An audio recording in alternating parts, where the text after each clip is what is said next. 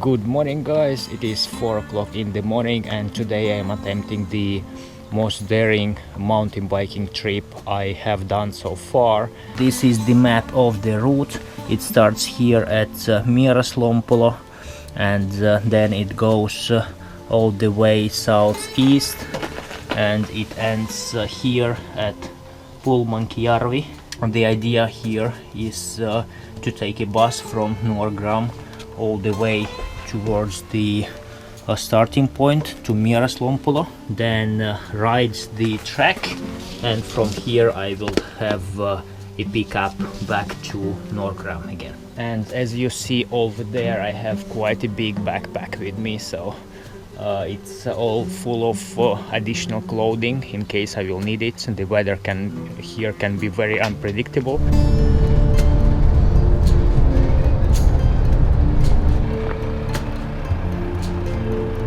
So after just over an hour of bus ride, I am finally here at MIERASLOMPOLO, and MIERASLOMPOLO is the lake which is that direction, and the bus has just left, and so I'm now in the wilderness, and the route starts from over there. After the initial short gravel road climb, the rocky bits are starting. What I have told about this track, that the beginning part of it will be very rocky and very challenging, also considering that I am now pushing uphill. It takes quite a lot of energy. I have finished the first climb. It was really technical. There were rocks everywhere. Could barely ride it, but now it starts to be a little bit easier. In general, my idea for today is to obviously finish 64 kilometers and get to the pickup point. And the idea is to go very, very slow and not to push myself too hard and not to burn out. I would not take any chances, any risks. There is the first swampy bit, I think. Oh, I saw a few other bike tracks here, so people, they are pretty fresh. I guess this track was ridden yesterday. This is the route where you will get muddy and where you will get your feet wet because of the crossings of these small streams. I have taken 2 pairs of socks with me and 1 pair of waterproof sealskin socks as well. So I have got out of the forest line and now going on this small hill, and the scenery is really nice. You can see all these trees which I guess suffer from extreme cold conditions, and these trees cannot grow properly, or maybe there was a forest fire at some point. The idea behind of doing this route in one day actually came because of the weather conditions, and there will be very bad weather in the next few days, I think 5 days or so, and they will be raining and quite cold. And today is going to be the last sort of warmish day without too much rain. In my opinion, at least, it is much better to push the route a little bit faster and go through 64 kilometers a little bit more tired than taking a risk of riding in the pouring wet conditions where your bike can slip at any moment and you can get cold. And just check out the view. This is the first lake I have so far encountered. The route continues as quite rocky, and as you see, it's as you stop, it's very hard to get going again, and there are quite a lot of treacherous holes on the road, but if you take it slow, it's nothing too bad. I have ridden for about 1 hour and have cleared 8.5 kilometers. So average speed is 8.5, which is not bad at all. And so far this route was quite rocky and followed reindeer herders paths and roads. Yeah, still climbing, and the more I climb, the colder it becomes.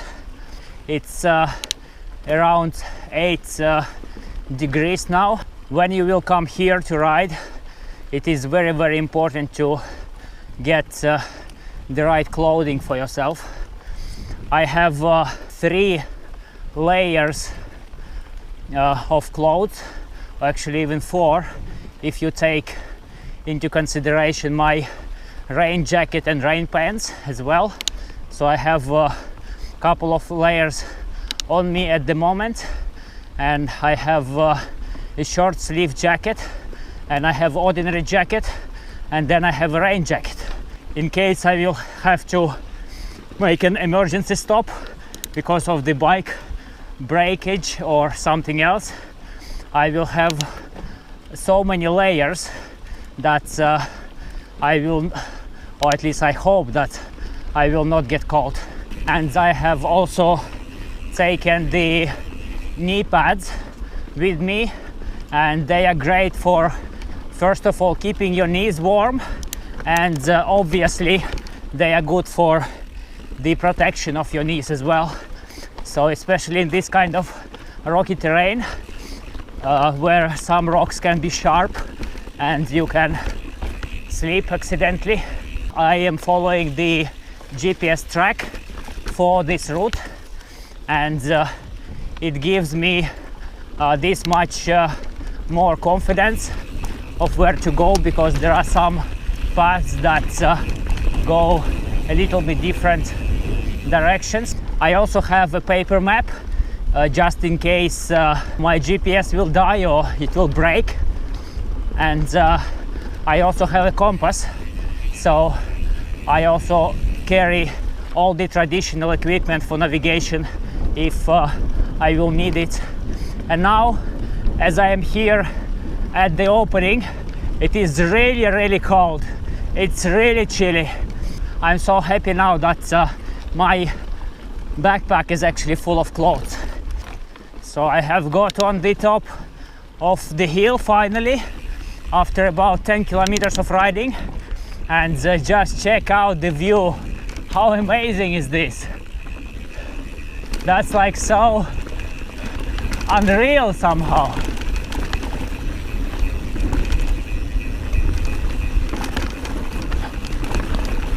And now this is like the real tundra. No trees, pretty amazing. And yeah, it is quite chilly, as you probably hear from the camera mic. It is really windy here.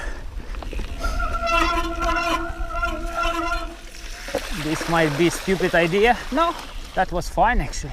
Now it's time to start looking for the place to eat, as today I have not eaten any breakfast, as I had to depart quite early. So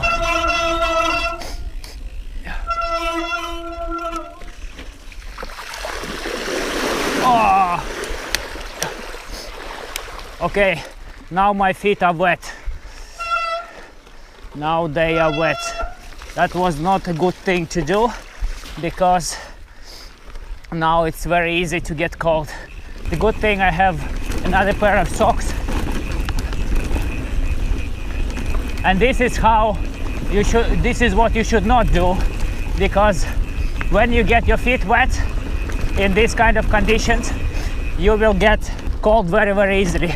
I have changed my socks and also put the sealskin socks on, so I have double pair now. This place is a little bit sheltered from the wind, so the wind blows from the from that direction over there, and as you see, there is this small hill. So the food is almost ready, and this is my rain jacket. It's very handy now that I put it on, and the wind does not blow through it, and also mosquitoes do not bite through it. So it's very nice to have one of these with you on the trip. Look at this wonderful view. It's not every day that you get to eat in this kind of scenery. I apologize, guys, for the shaky footage from now on, but unfortunately my gimbal has broke, and I could not repair it, though I tried. And now I thought that it is better to have at least some footage that's than no footage at all. So hopefully you will not get seasick. I will try to stabilize this somehow at post-production, but I think that the video quality would be, of course, worse, but cannot do much anything about it, unfortunately. And this is really open, as you can see. No trees at all, and the wind is quite strong. And this part of the trail, after about 10 kilometers, is pretty easy to ride. Many of the areas here are flooded, so you need to look for your way through the water and not getting your feet wet again, as I did. So let's see if I will find something. This is flooded as well. With these flooded sections, you actually never know how deep they are. The one where I got my feet wet, it did not look deep at all, but yeah, it was very deep. Just check out the view. How cool is that?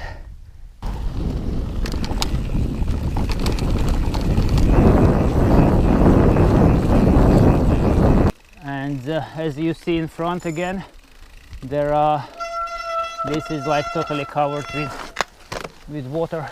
Seal skins here, they are a necessity. Otherwise, if you don't have them, you will definitely get your feet wet and you will get very cold, and that will be pretty much the end of your trip. I'm not paid by them to promote their product. I just feel that it works very well in these kind of conditions. And the water again. Yeah, and as you see, this track is pretty challenging and definitely not for the beginner riders. So lots of big rocks and quite technical sections. Here you can see there is a water crossing, and this is actually a small stream. I need to refill my water. So these kind of sections are pretty much the ones where your average speed will decrease quite a lot. You will need to figure out how to cross these kind of rivers. I have currently the MTB shoes with the carbon sole, which is crazily slippery. And just check out the view, it's really nice. Climb continues, and the forest has opened up even more. There is nothing much anywhere. Making steady progress now, and the track became easy again as it climbed a little bit, so it became less swampy, and there are definitely much less rocks here as well. 17 kilometers on the meter, and so far enjoying the track pretty well, because it's so different from everything else I have ridden before. It's technical and challenging, yes, it is muddy in some sections, but it gives you that much of an adventure again. And the sceneries, they are just so weird and so nice. And I again very hope that you do not get seasick after watching this, because this is not with the gimbal anymore. And now I am again in this swampy bit and need to push the bike for a few hundred meters, but I don't mind because the view, just check this out. Where else you can see something like this? This is like truly stunning. And the other direction as well. There's like 360-degree perfect view. This is definitely sketchier because this is full of mud and actually oil as well. We'll need to be very careful while crossing this. When you have the bike, you have the additional point of support, so you don't only have two legs, but you also have the third point, and wherever you sleep you can always lean on your bike. And this is a pretty good place to get some water. Here you can see that this water is running and not staying in one place, and this water is clear as well. And in order to ensure that this is good water, I will also boil it like properly, so I would not get sick. And I will use this for the food and stuff. And I have another water for my Camelback that I'm currently drinking. It is clear water from the camping that I'm carrying with me. I have a bike where I attach the water storage here on under the down tube, so this way it does not affect the balance of the bike too much, and I can carry additional reserves of water with me without them affecting my back at all. So I currently have a backpack which weighs, I think, maybe a couple of kilos, maybe 3 kilos, and it is very comfortable to ride with it.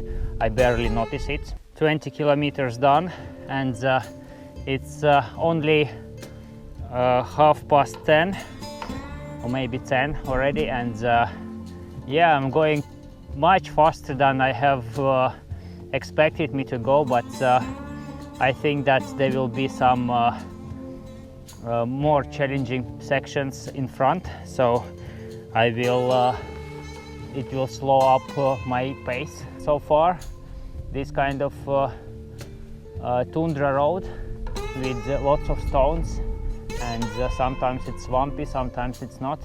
Pretty much 95% of it is rideable still. It's sketchy, but it's rideable. And here definitely the wind have picked up. Once again, good windproof clothes here are essential. The weather is very unpredictable, and a warm breeze can instantly turn into the very cold, chilling wind.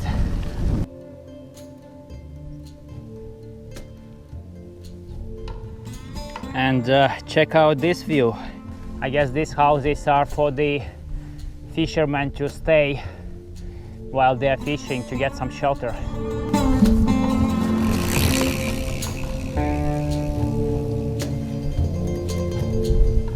"22 kilometers on the meter, and I have traveled to this point over here called Buksajärvi. I have traveled this route over here and then to this one. This is 1/3 of the route done so far. These fishermen are very lucky to stay in a place like this. Riding here in Lapland, in Kaldoaivin, is very different from everything else in a way that here I don't even want to push too hard. You go slow, you enjoy it, and you cover distance, and after a while you just realize that okay, 20 kilometers gone. Wow, that was fast. Just look at this view. This is so deserted, and that's the way I am going next up that hill. This is the next challenge.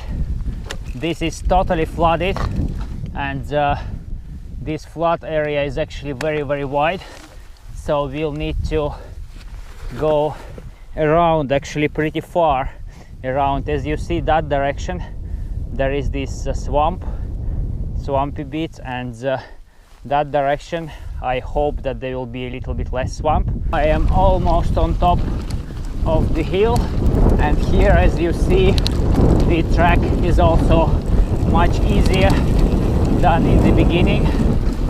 There are much less rocks, although it's quite windy here.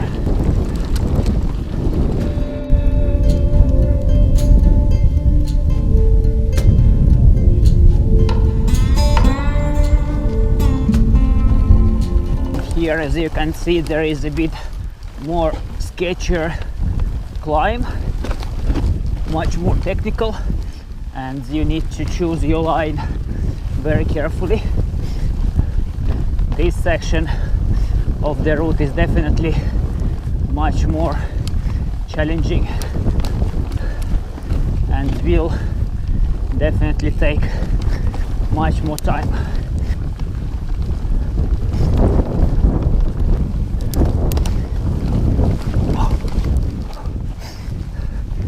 That was sketchy. Whew. There is a huge climb over there ahead that I will have to tackle next. This is definitely the longest climb and the steepest one I had to do on this route so far, and the climb continues.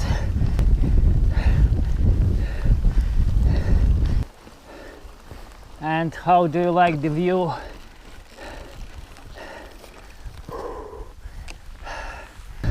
Approaching to something. I'm not sure what is that. What is this?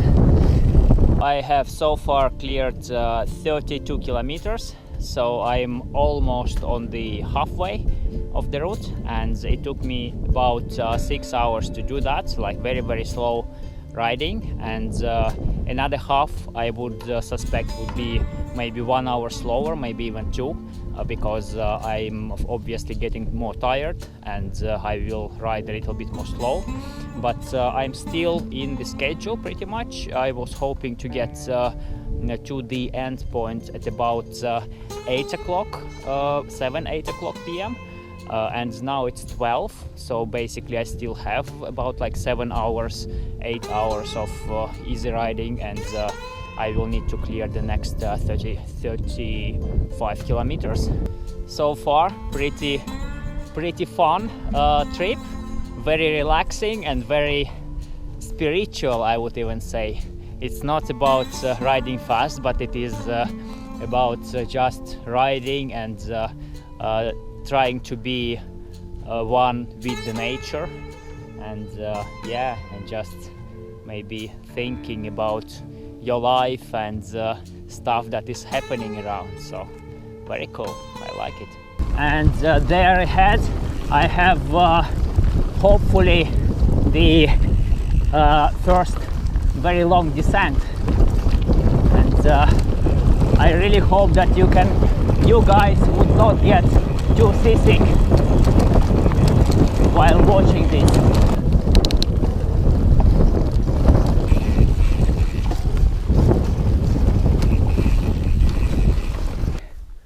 And check out this view.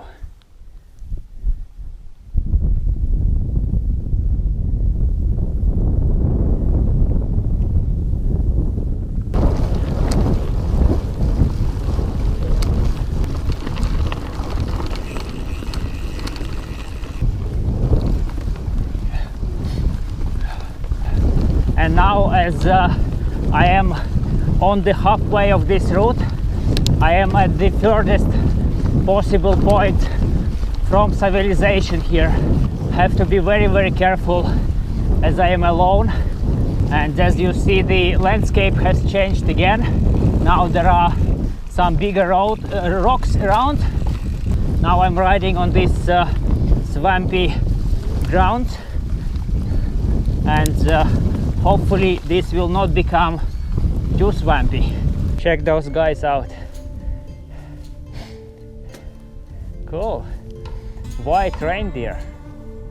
That's very interesting. And so far I am very lucky with the weather, as I hoped to be as well, because the wind is not that strong. So climbed the next small climb, and I cannot believe that I have been on that mountain over there just like an hour ago. So wow, and there are the same reindeers just over there.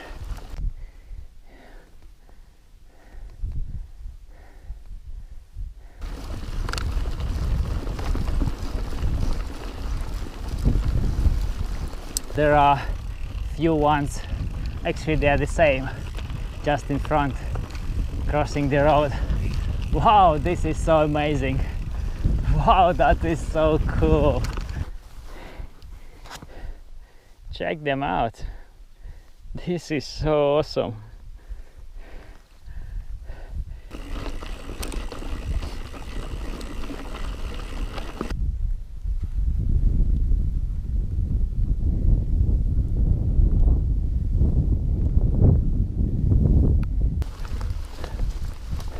It's very nice to have a GPS to look onto and not to have to stop and look at the map.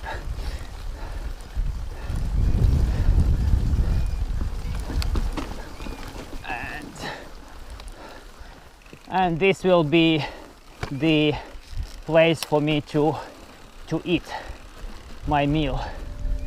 So 38 kilometers ridden behind, and yeah, still quite full of energy, I could say. I still have strength in my legs, as I went pretty easy. Now I am having a lunch. It is 1 o'clock now, and just check out the view. How nice is that? And you cannot wish for anything better than this. And down here I am in the shelter and sheltered from the wind. There are some mosquitoes around, but I think mosquitoes are better. Rather, I would take mosquitoes than the wind, because it will chill you too much. And here I'm boiling the water that I have taken from the stream, and we'll need to boil it properly in order to get rid of most of the bacteria that might be in there. So far, very lucky with the weather. There is still no rain, though it was forecasted that there would be a little bit of rain, but no, not yet. Very nice.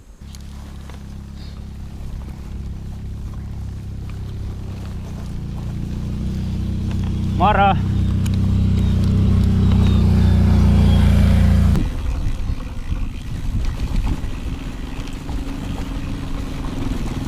Mara. So these guys were first people who I have encountered so far on the track. I did not see any other mountain bikers, neither hikers here. At some point I will need to find another stream with water, as I'm starting to get out of it. I still have about 250 milliliters, I think, in my bottle. This hill is very steep, and there is no wind on this side of the mountain or hill either, and it's very sweating here. and of course if there is no wind, there is also lots of mosquitoes. And this is now officially the steepest climb on this track. Finally got on top of the hill, and the route has disappeared. Just following the GPS track, and in this kind of scenario you obviously want to check your map and understand where you are, and try to figure out where to go, which way to go next. Now the weather is very good, so you can actually see pretty far away, and it also easier to navigate. But on the worst conditions it can be quite tricky, this part especially, as you don't see the beaten path.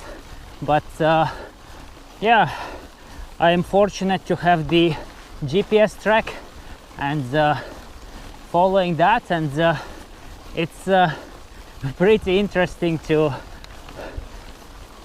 ride in a total sort of emptiness without any trail. All right, and here's the path. Found it.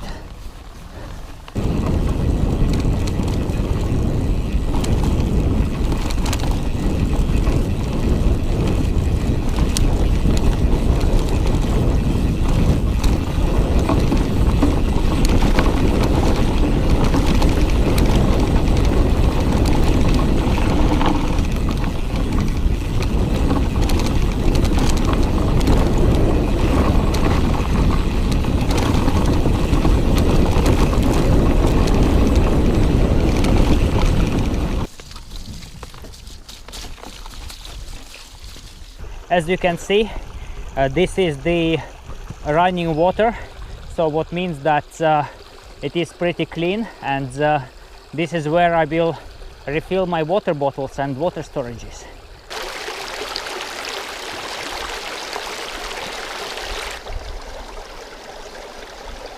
It is very important to refill the water at any possibility possible, because you never know when the next opportunity will come. In here it's not a problem, as there are lots of different small rivers and streams where you can refill the water, but in the places where there is shortage, you might need to travel for 20 kilometers maybe to get your bottles refilled. So now from these refills I will be fine to go until the end of the trip. As you have probably noticed, I did not boil the water, but just have taken it from the stream, and it is a conscious risk that at this stage I am willing to take, because for me to finish 20 kilometers it will take me about 3 more hours of riding, I think, of slow riding, and I really hope that even if this water was bad, it will start affect me much later than in 3 hours. But I think that it was clear, and it was running, and there were no swamps there. If you have a bad stomach, or if you have like a sensitive stomach, then you should definitely boil all the water that you are drinking. This is definitely another of those sections where you need to go around the swampy bits, and the interesting thing is that on the other side I don't even see the track, but I hope that according to my GPS navigation it is continuing. Oh yeah, as you see, it turns sharp to the left, so basically it goes somewhere over there. And this is definitely one of those sections where you need to check your map again, and I am currently trusting my GPS. Definitely very hard to ride on this swamp without any trails. And yeah, I sort of understand why there is no like proper road here, because this is like very swampy. That's a pretty interesting adventure. Got on top of this hill and still no track in view or road of any kind, but still trusting the GPS and want to see where it will take me. No need for roads. In tundra you can ride just like this. Yeah, on the day like this the GPS navigation is perfectly fine, that you can sort of see where you came from, and if something will go very badly wrong you can always turn back. But during the time when the visibility is low you have to be very careful when going outside of beaten paths like this. Yeah, I have been so far ridden for about a couple of kilometers on this tundra according to the GPS track. Now I see the road ahead. That's a very good sign. And yeah, the rocks are very slippery. I am doing this trip in one day, this 64 kilometers. Some of the guys were suspicious if it is too hard or too challenging, and now I sort of understand their suspicion, because you're not only riding all the time on the... oh shit, now I'm wet. You're not only like riding all the time, but you also need to look for the way where to go and to try to cross these little rivers and swamps. So it takes a lot of additional time to do it. The road is finally clear again, and I can carry on pretty good speed. So it is quite unpredictable, this track actually, because you never know how long it will take you to go on which sections. You just need to take 1 kilometer at a time. There are reindeers ahead again, and check out how fast these guys are going. There is a full herd there. Really cool. Wow, that's a lot of them. And look at the scenery. I finally got some sun as well. I have 45 kilometers on the meter, and as this route is 64, so 19 kilometers to go. And the last section of the route should be a little bit more downhill, and should be a little bit easier. This section is pretty easy to ride, so no complaints at all. It actually feels that although I am traveling a bit uphill, in my opinion, I think the bike rode very nicely, and I'm not sure if this is because I have been climbing for so many meters today, and now the flat sections, they feel very easy.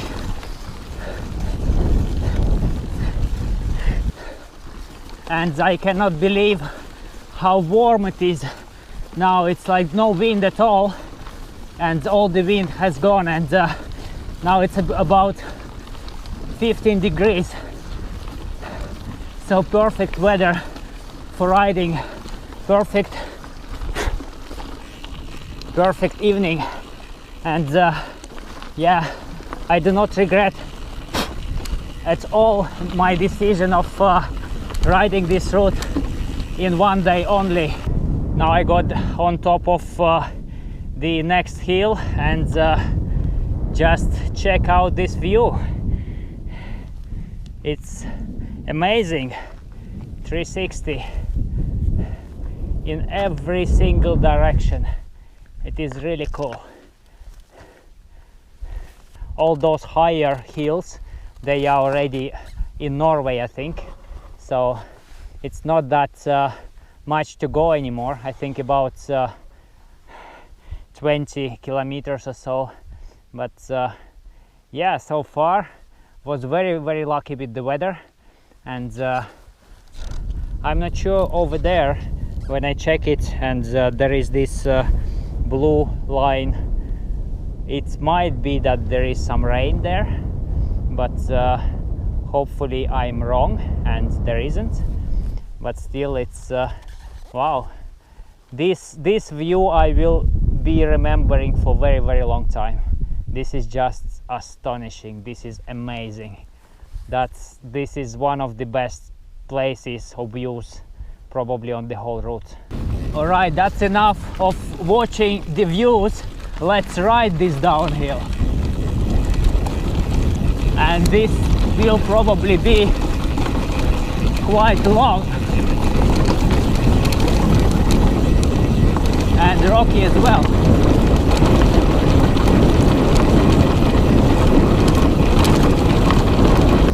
To be honest, somewhere on this point my arms start to hurt and my legs start to hurt a little bit as well.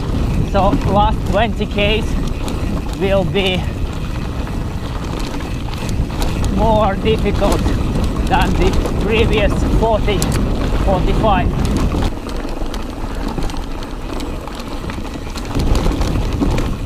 Woohoo! Made it in one piece. Oh, that was tiring.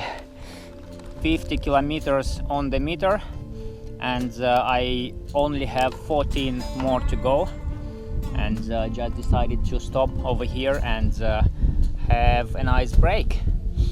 It's the wind started to pick up actually, and it is quite cold as well and chilly, so it is quite probable that in future, in a few more kilometers, I will have to put one more layer on, but so far I'm fine. I'm still toasty, but the closer I get to the north, the closer I get to the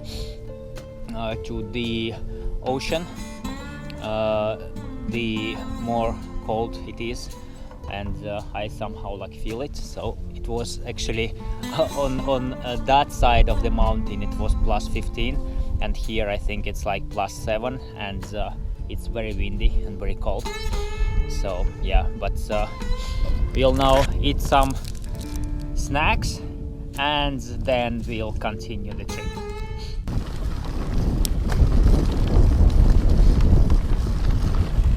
Wow, and just look at this view.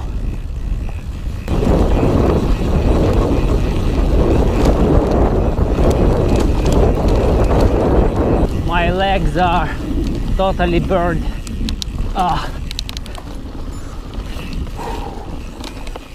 But I'm just keep riding, and I have a very wide smile on my face right now.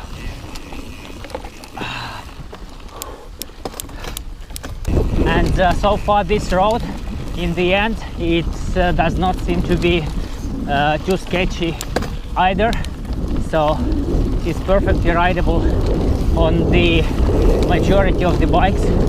Just be careful with the loose gravel and some sharp rocks. Yeah, pretty much downhill since last 5 kilometers. It's definitely nicer to ride this track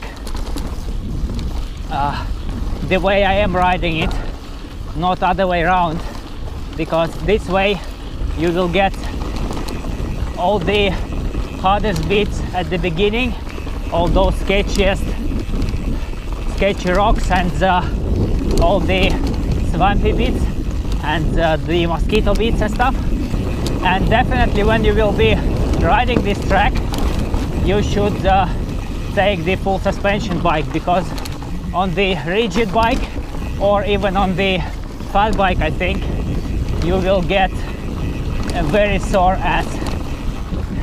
And I would even suggest that you would tune your suspension to be a bit softer, because you are not riding here on the huge speeds anyway, but it will help you to absorb the impacts from the rocks.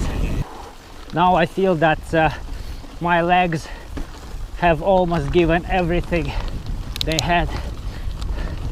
Now I need to go a bit slower.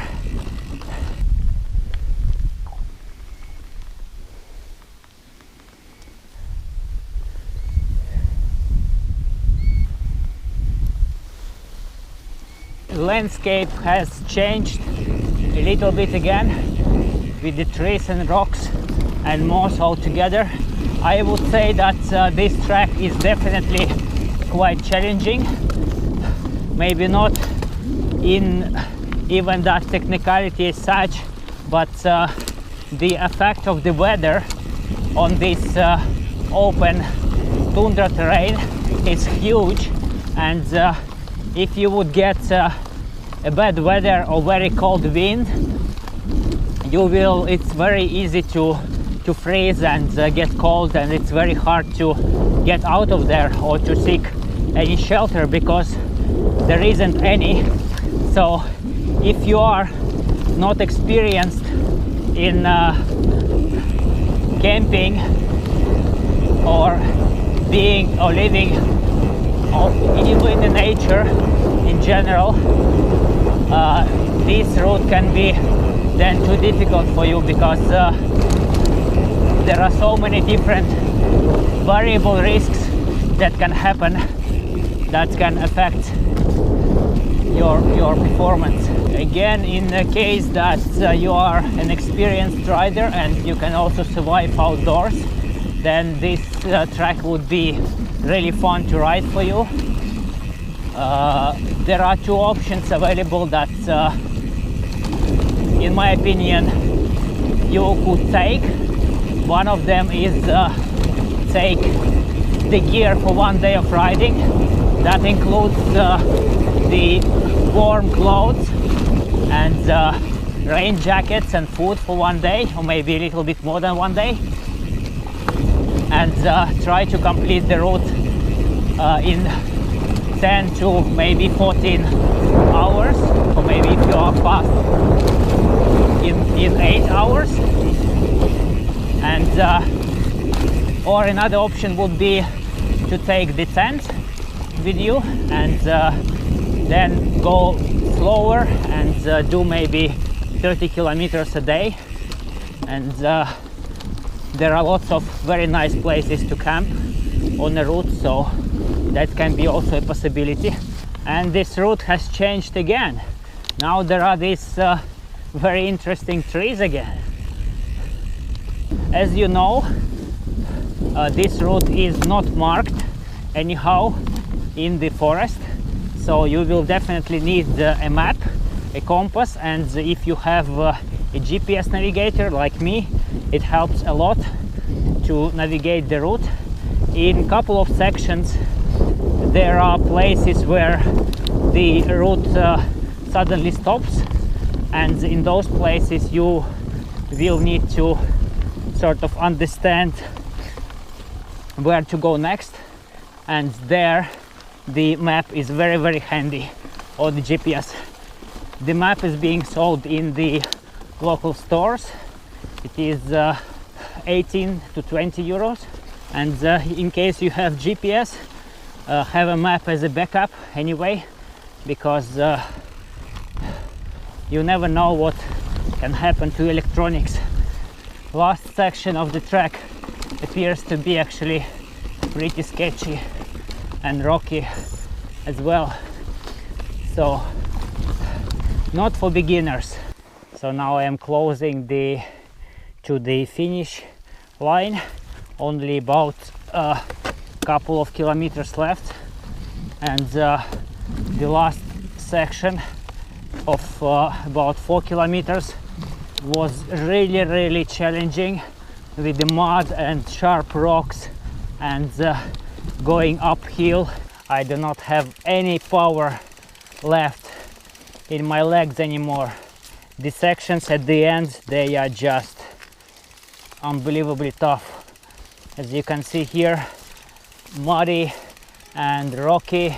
Finally, this is the last descent. If you want to try something new, if you want to try your technical skills on a totally new level, if you want to try your stamina, and if you want to challenge the nature, then you could come to this track. I'm so exhausted right now. It's very hard to talk and my legs are cramping.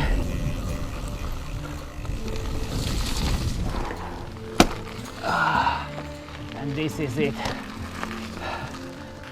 So I am back 69 kilometers behind, and what a challenge it was. I still cannot believe how tough it was, especially the last kilometers, as I was expecting a little bit easier ride. But I'm very happy that made it back in one piece, and now I will start to plan some new adventures. Now at least I know where my limits are, and this track definitely tests the limits. Thank you guys for watching, and hopefully you liked the video, and see you on the next adventure. Cheers!